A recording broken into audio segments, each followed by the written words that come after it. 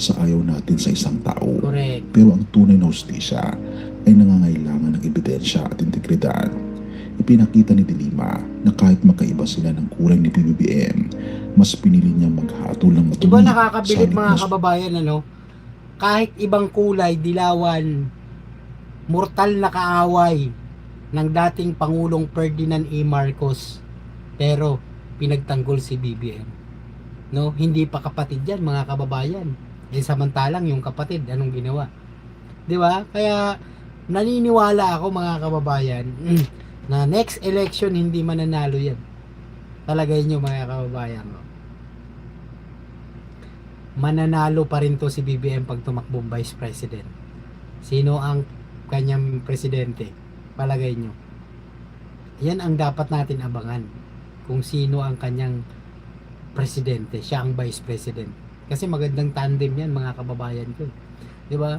Sino ang dapat suportahan kundi yung may magandang ginawa at magandang gagawin pa para ipagpatuloy itong mga simulan ng ating presidente. 'Di ba? Kung sino yung may magandang sinimulan, bakit 'di ba?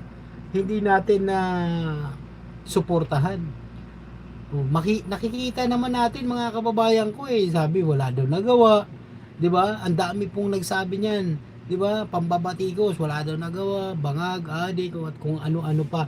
Pero kung isa kang matalino na Pilipino, makikita mo po sa mga kaliwat kanan na balita kahit hindi na natin isa-isahin, 'di ba? Napakarami ng binigay ng mahal na Pangulong Bongbong Marcos na sa ating mga mahihirap, lalong-lalo na yung mga magsasaka. Mindanao nagbigay ng sariling lupa, land title, na ang iba 30 years na nag-aantay, dekada na nag-aantay para makamit lang nila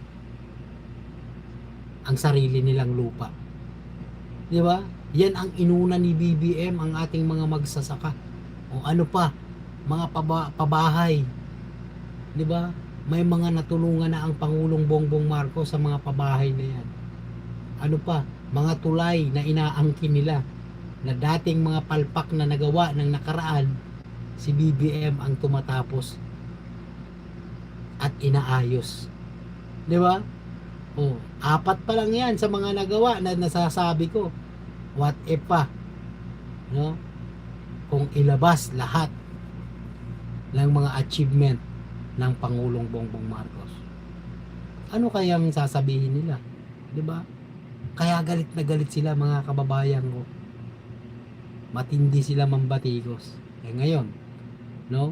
Dapat talaga may batas na tayo, no, na kung sino yung majority na presidente na inihalal ng taong bayan, walang dapat na bumatikos, walang dapat na magpabagsak, walang dapat na mag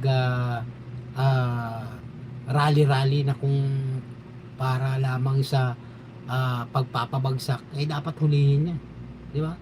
Ito naman ay para sa ano lang natin mga kababayan ko. Oh, 'di ba? Kasi kung pahihintulutan natin 'yan mga kababayan ko, lalong-lalo na nagiging lugmok ang Pilipinas. Imbis na umuunlad ang Pilipinas, wala, 'di ba? Nag-aatrasan ang mga foreign investor dahil sa kaliwat kanang paninira, pagpapabagsak at paninira sa ating mahal na pangulo.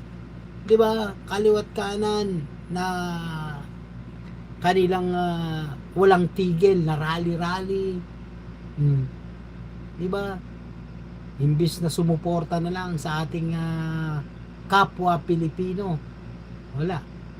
Nagkakawatak-watak tayo ng dahil, no? Sa isang bansa, 'di ba? Na kanilang pinoprotektahan. Alam na ninyo kung ano 'yan, mga kababayan ko. Oh. Kung paano tayo buli-bulihin ang mga 'yan. 'Di ba? Si BBM lang ang tumindig na ipaglaban ang ating soberanya. Si BBM lang ang tumindig, no, na isang presidente sa kasaysayan na gumawa nito. Okay? Mga